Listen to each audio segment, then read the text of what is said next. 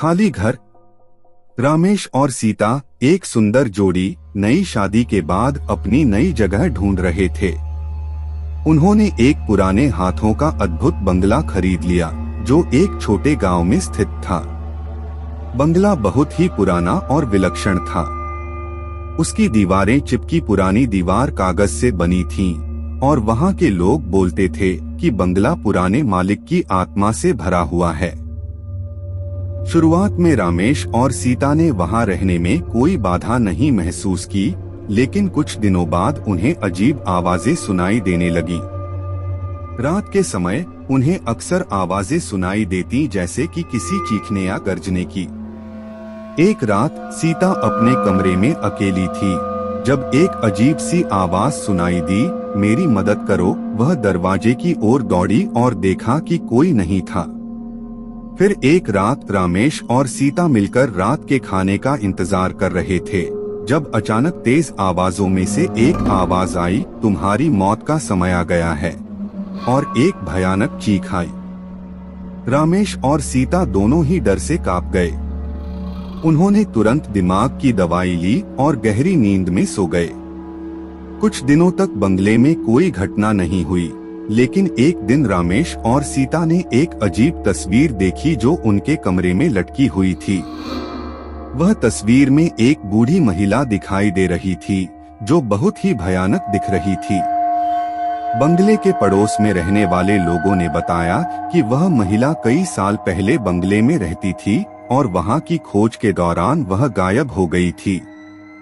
उसकी मौत के पीछे का कारण कोई नहीं जानता था।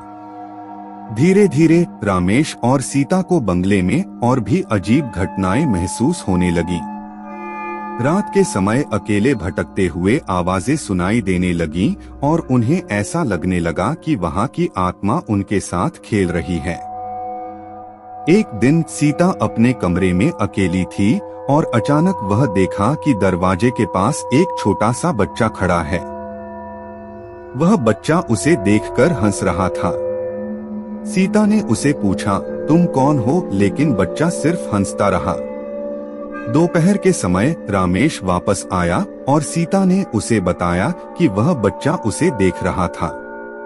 रामेश ने कहा, यह बंगला हमारे जीवन की असलियता छुपाए हुए कुछ रहस्य और घटनाओं का घर है।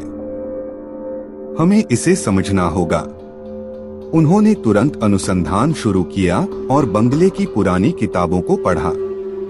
उन्होंने जाना कि बंगला पुराने मालिक की पत्नी और बच्चे की मौत के बाद अब तक उसकी आत्मा बंगले में रह रही है। रामेश और सीता ने तय किया कि वे बंगले में रहना नहीं चाहते और वहां से जल्दी निकल जाएंगे। एक दिन जब दोनों ने अपना सामान पैक किया तो उन्होंने एक बड़े सुरक्षित से बंगले को छोड़ दिया।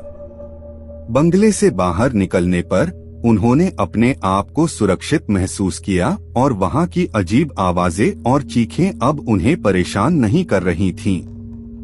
बंगले की अजीब और भयानक घटनाओं के बाद रामेश और सीता ने तय किया कि वे कभी भी बंगले की ओर मोड़कर देखेंगे नहीं। उन्होंने जो भी वहां के घटनाओं का सामना किया वह उनके लिए अद्वितीय और अजीब यादें रह गई। खाली घर।